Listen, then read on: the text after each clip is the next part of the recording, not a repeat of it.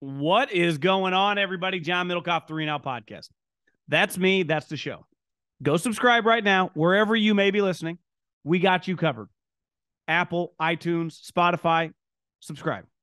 If you're watching this on the Volumes YouTube page, make sure you smash that like button, leave a comment, share with your friends, share with your enemies too.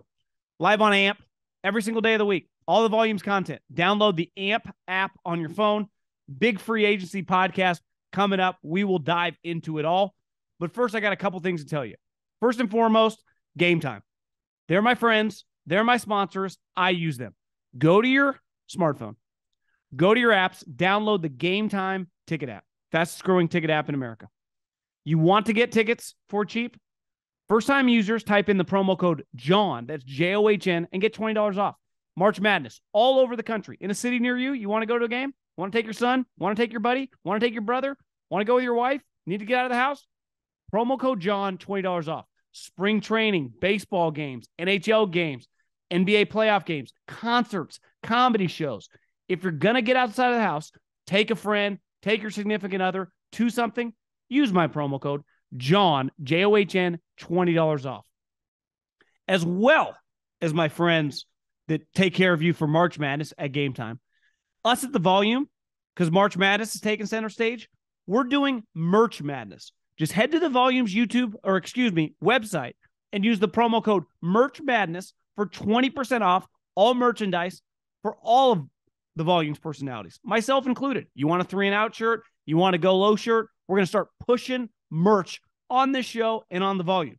And if you want a chance to compete against Colin, myself, and the rest of the crew, join our bracket challenge. Just head to Yahoo and find the group, The Volumes Merch Madness, or type in bit.ly/volume merch madness. Fill in your bracket, and the top 5 finishers will win Volume swag. Can't recommend it enough. Let's rock and roll, baby.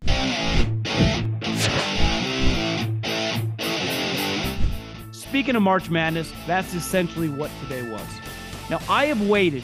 It is almost 8:30 Pacific Standard Time. I'm not just going to wait up all night because the biggest story in the league has been this Rodgers scenario. I assumed, like everyone else, in the league, it would happen today. Now, it's hard for me to have some crazy take right now. He's being selfish. He's being a drama queen. He wants Tuesday to himself. He wants Wednesday to himself. I don't know. I mean, maybe I will have that take once we get all the information whenever the dust settles. Isn't it a little weird that Aaron Rodgers, if you're listening to this and it's happened, that it even took that long for it to happen? Maybe, but maybe there'll be more information that comes out. It feels like he's going to end up on the Jets. But as I'm recording this currently, he is not on the New York Jets, which he spent time in darkness. His team didn't make the playoffs. He's had months to figure this out. Now it's complicated. A lot of money. He's been on he's played for the Green Bay Packers for a long time. They're easily one of the biggest brands in America. Anyone who has seen the Green Bay Packers play on the road, for being a small market team, they are not a small market fan base. He's been lucky to be a part of, one of our biggest American sports brands. While New York is the biggest market, the Packers are infinitely bigger than the Jets. And the Jets are a big market, especially when they're winning. Now, they haven't been winning, but I don't really know what else to say. Besides, it's hard for me to have an opinion on the situation, on the trade, when, as of recording this, nothing has happened. I don't have the information. I feel like it's easy to talk some shit about prolonging this out, because if you're just taking an educated guess, it feels like it's on Aaron, but maybe it's not. And maybe as the situation comes out, I will react. A couple other things. And maybe this is a domino effect of Lamar, because if they don't get Rodgers, he decides to retire, goes back to Green Bay, which feels unlikely. Maybe they make a run at Lamar Jackson. But if they don't, salary cap all around the league is drying up. And as Colin and I talked about yesterday, we can't universally make fun of Deshaun Watson's contract as being an awful deal, and only Patrick Mahomes deserves that deal, to then say, give it to Lamar Jackson, on top of giving 2 first-round picks. Today, unless something crazy happens, doesn't feel like a great day for Lamar Jackson. Money drying up everywhere. And to make a huge contract, not only do you have to have salary cap space, now you can manipulate it. You have to have cash on hand to pay for it. Now, I know there have been reports that Washington still do it and kind of kick the can down the road to the future owner. But every day that this goes by, you would have to say it gets a little less likely that Lamar Jackson is traded. And I don't view it as collusion. I just view it as good business, because I know this. If I was a general manager, I could not give Lamar $230 million. Could I give him $150? Yeah, I could, because that's essentially like three and a half year deal. You give him $230 million. Yeah, I mean, the way it works in your cap, you're in bed with him for 5 or 6 years. And this is a guy who's missed 10 games in the last 2 seasons. But today could not be a positive for him. Now, a day I would say that was positive in terms of the headlines, they're signing a lot of players, I think represented something. And let me preface this whole rant by saying this. Sean Payton is a legit top 5, 6 head coach in the NFL right now. Based on resume, there aren't many guys ahead of him currently in the league.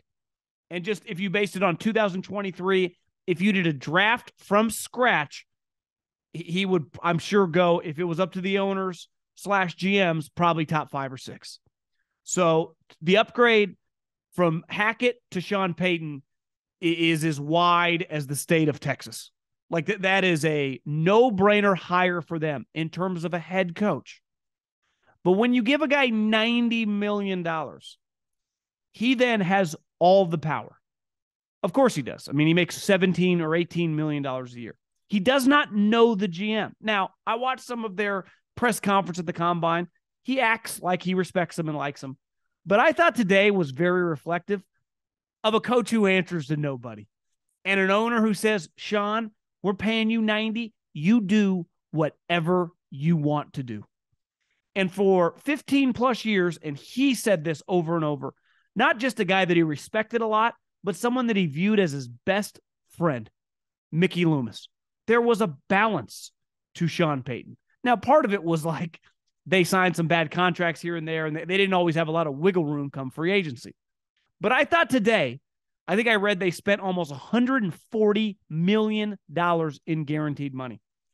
They gave Mike McGlinchey $50 million guaranteed. Honestly, I didn't know much about the guard that they signed, Powers from Baltimore. But texting friends in the league, multiple people said, yeah, he's kind of a stiff. Now, both those guys are pretty good in the run game, but today reflected a day where the coach has unlimited power and the general manager is essentially his assistant. And I don't blame Sean Payton for being aggressive. He ain't trying to play the long game. Sean Payton wants to win immediately. And I thought today reflected that. And I think sometimes when you get a coach that has no checks and balances, which to me, when it comes to football, on the field, game planning, no issue with him being the grand poobah. No issue with him having unlimited, personnel juice on the game plan, on preparing for the opponent, on once training camp starts. In the offseason, and listen, I'm a little biased. I like the GM. I like the personnel people to have some say. What did Robert Kraft tell Belichick? I don't know. The most accomplished coach in the history of the league. You need to listen to some other people. Because a lot of times, head coaches aren't the greatest. Because in fairness, they're not viewing things, especially a guy of Sean Payton, who's this is his second job, making all this money, trying to win big, immediately, big picture. And signing those 2 offensive linemen for almost $90 million guaranteed is borderline laughable. I mean, it really is. Now, he might counter and say, listen, we're out of some draft picks. We have to utilize the money and the cash that we have available because our owner is he's rich, so we can sign huge signing bonuses and then manipulate the cap there. And I go, yeah, I understand that logic. The problem is the people you're paying premiums for, are they that good? Are they worth that type money? And in a salary cap league, like ultimately with the Saints, for example, they had a lot of money tied up in really good players. When you pay guys like Alvin Kamara, Cam Jordan, Drew Brees, I'm just a couple that come to my mind, over a period of time, and you have a lot of funds allocated in signing bonuses, those guys are high-end players. Those guys are impact players. Even when they gave Mike Thomas, which has backfired, he had proven before shit's kind of fell off a cliff, he was a high-end player. Mike McGlinchey's an average starter. Again, haven't done the film study, got multiple people saying Powers, borderline stiff, laughable. But coaches just view plug-and-play guy. He started somewhere else. There was a reason the 49ers and the Ravens said, see ya, adios. We're not paying you that money. And the undoing of Sean Payton will not be coaching, will not be schematics, will not be motivating the team Sunday through January. But we've seen it with Bill, who's, in my lifetime, the greatest football coach I've ever seen. Personnel can let you down. Making poor decisions in, March and April in this league has devastating consequences. It can limit your ability. I don't care how great you are as a play caller, as a schemer, as just an overall head coach. And Sean Payton has proven to be a big-time winner. But clearly with the Saints, there were some checks and balances there. And I just wonder today, if it was any reflection, I don't know if there are a lot of checks and balances currently in Denver. Okay, one thing you saw today with free agency is the reason a lot of old school people over the years had said this is not the time when you win big. The NFL is based on draft, develop, and extend, because that's when you get, in this business, the best price and bang for your buck. Because typically you can extend early at a price where only you are competing for the player services. And in free agency, especially the last several years, most high-end Pro Bowl level players do not hit the open market. Why? Because the teams, all these teams, this is not baseball, all these teams have big money because they all get the media rights contracts from the league and the ability to pay their players. And you saw today, throughout Monday morning into Monday afternoon, enormous contracts happening for average players. Now, I can find you a shitty home, but depending on where that home is, it will determine the value. If I say, hey, this crappy place is on the water at Pebble Beach, it still is going to be inflated as a price, right? Because the land is valuable. The amount you can get for that crappy, tear down at Pebble Beach or Malibu or Jupiter, Florida, is going to be a lot different than Stockton, California, right? Phoenix, Arizona. And you pay a premium certain places in real estate, not necessarily a better home, but location, an area. You pay a premium if you want to sign a guy in free agency. Why? Because you typically have multiple people bidding on his services. Like, to me, you're paying, I kind of messed with the math a little bit. You could argue a 30 to 35% premium on a lot of these players. When I saw Mike McGlinchey, now he plays a position that is hard to find. Tackles, pass rushers, obviously quarterbacks, but their position is naturally a little higher than the majority of positions in the sport. Then when you factor in they hit free agency, like I started to think, what would the 49ers have ever extended McGlinchey for a long-term contract? And that number is probably $30 million or below. So the Denver Broncos, to get Mike McGlinchey to sign with their team, gave him $50 million guaranteed. Now, there are elements in free agency where if it's a good guy, a hard worker, a durable player, that some of that inflation's already built in. Like, you feel pretty good if you're the Broncos about getting a guy that can just start as your right tackle. If the rest of your team is good, he can be, like he was for the 49ers, arguably their worst offensive player. But full-time starter for 5 years on a team that went to 3 NFC championship games. But relative to their team, they would not have extended him. And then he hits the open market, and to get his services, you're paying a 35, 30%, hell, some might argue 40% markup for the player. Tremaine Edmonds. The Bears, and I get Roquan Smith didn't want to be there. They traded him to the Ravens. Then they pay this guy $50 million guarantee too. Like, it's just the amount you have to pay in free agency.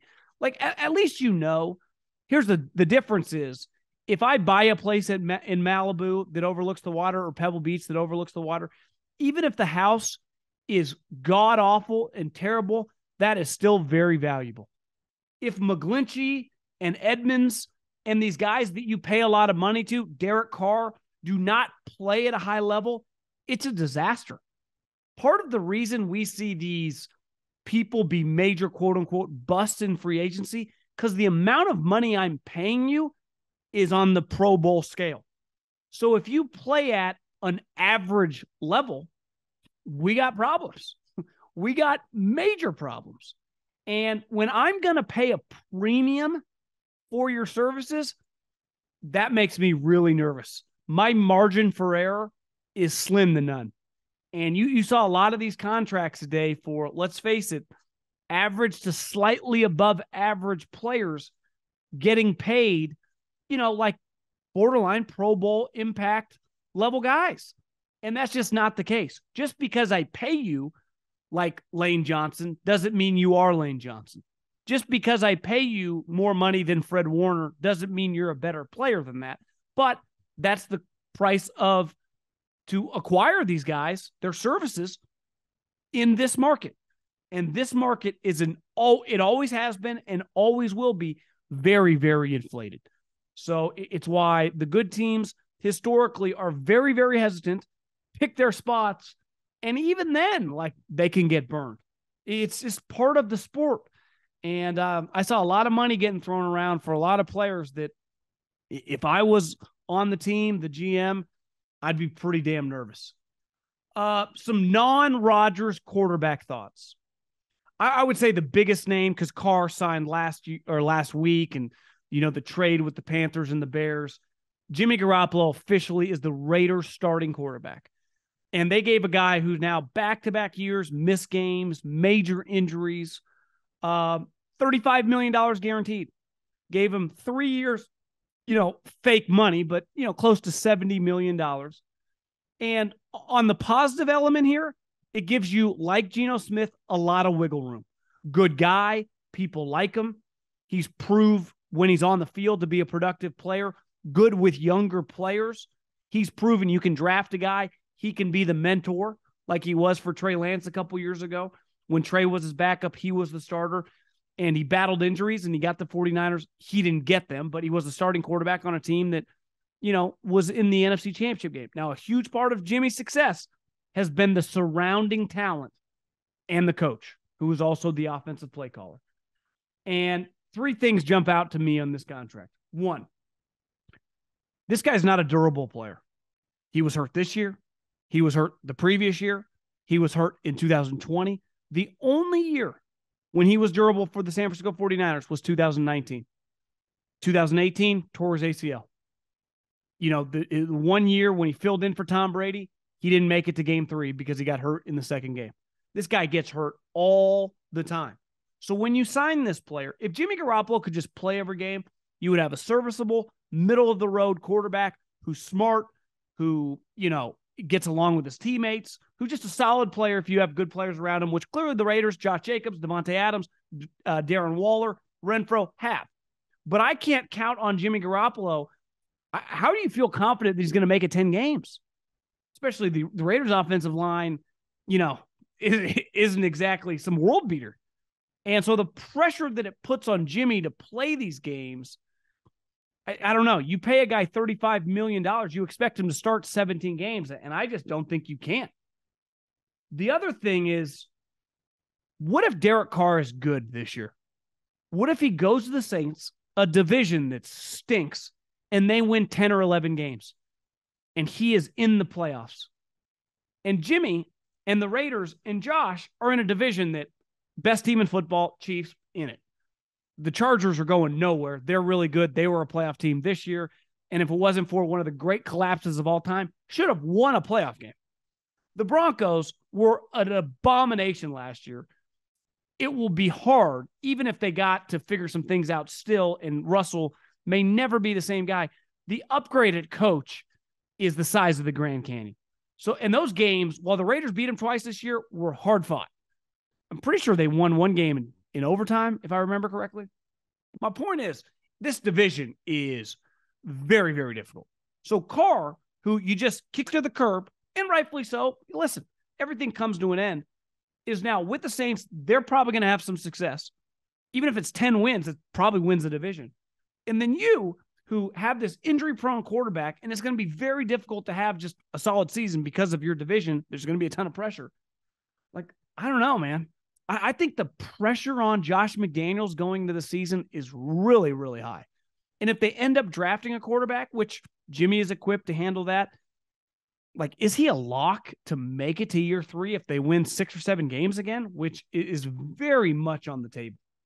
Some other quarterback news. It was a little shocking when Jarrett Stidham, who to me in the couple games he played for the Raiders looks pretty intriguing, goes to Denver as a backup quarterback.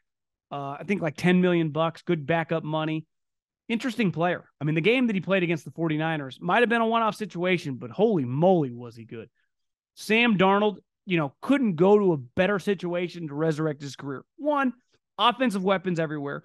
2, doesn't really have any pressure because he shouldn't beat out Trey Lance, but I would say that they're going to be a backup quarterback.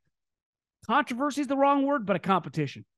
And Brock Purdy, whether he's ready at the start of training camp, in the middle of training camp, or week 1, he is a starting quarterback for the 49ers if he's healthy. But the backup situation is not situated. It is not set. Trey Lance, unlike last year where he was handed the starting job, is just going to have to compete this year, and that's healthy. And if Trey's better, okay. Sam Darnold has started 55 games in the NFL, and he showed some signs of life last year.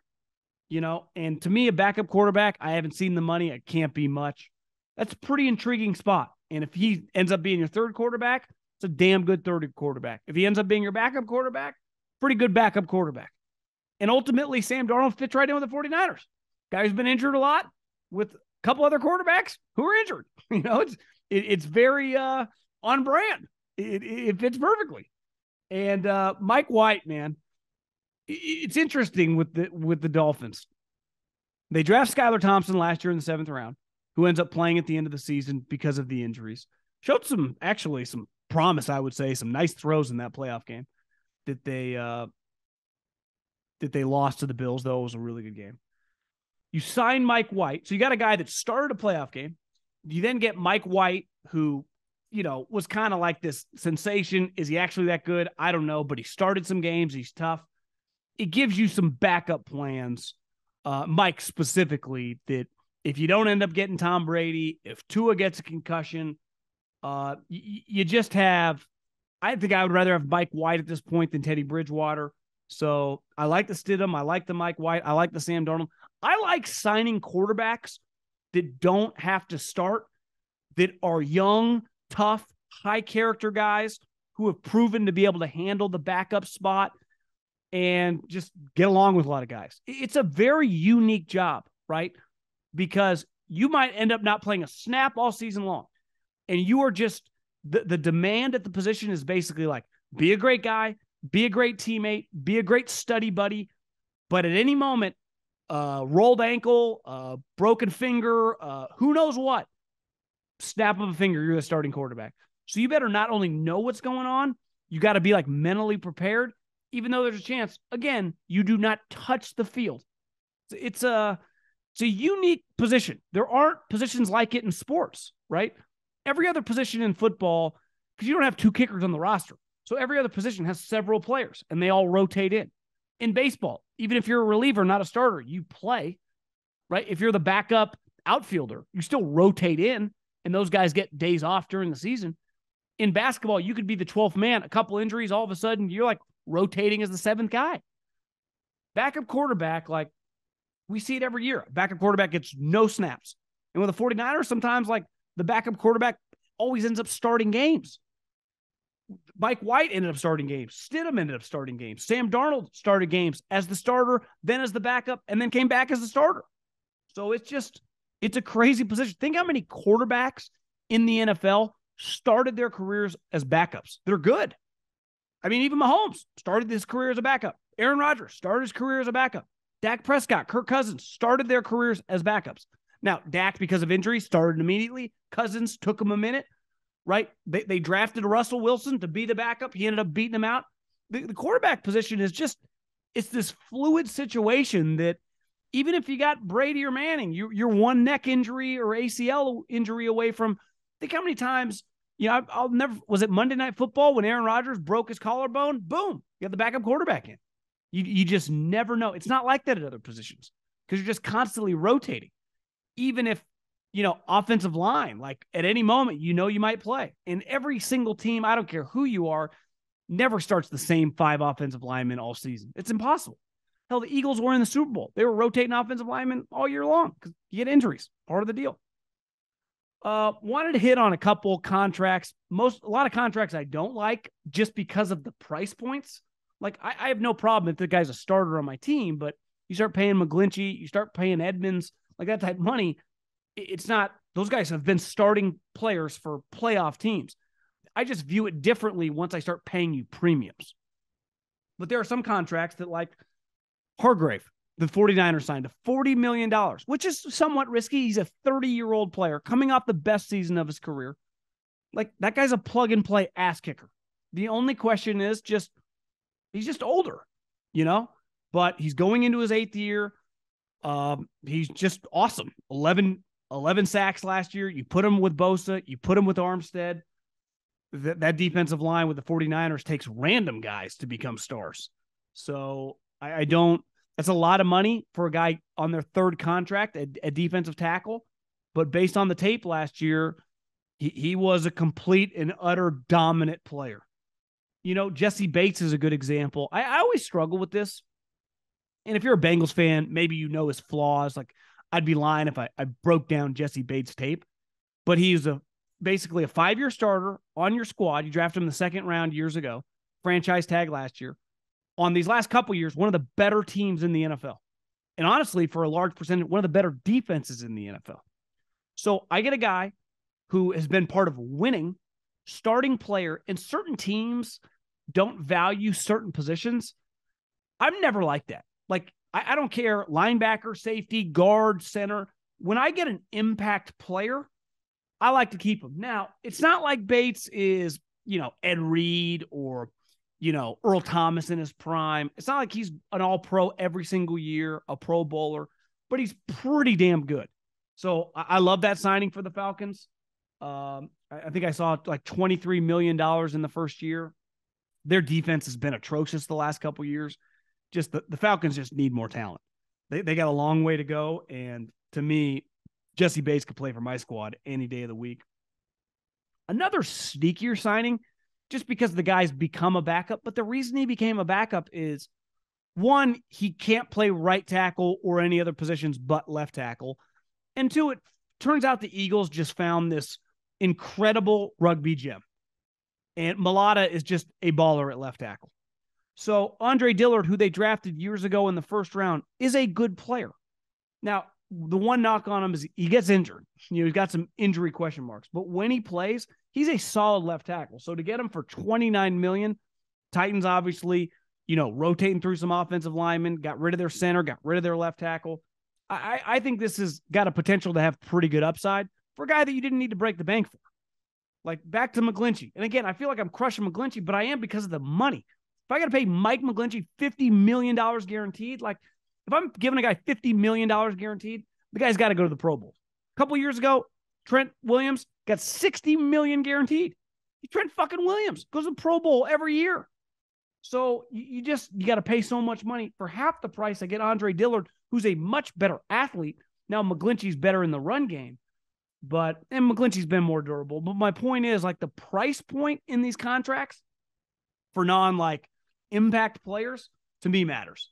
So I get a guy that could start at tackle that's a $10 million player. That's got a chance to be a pretty good value signing.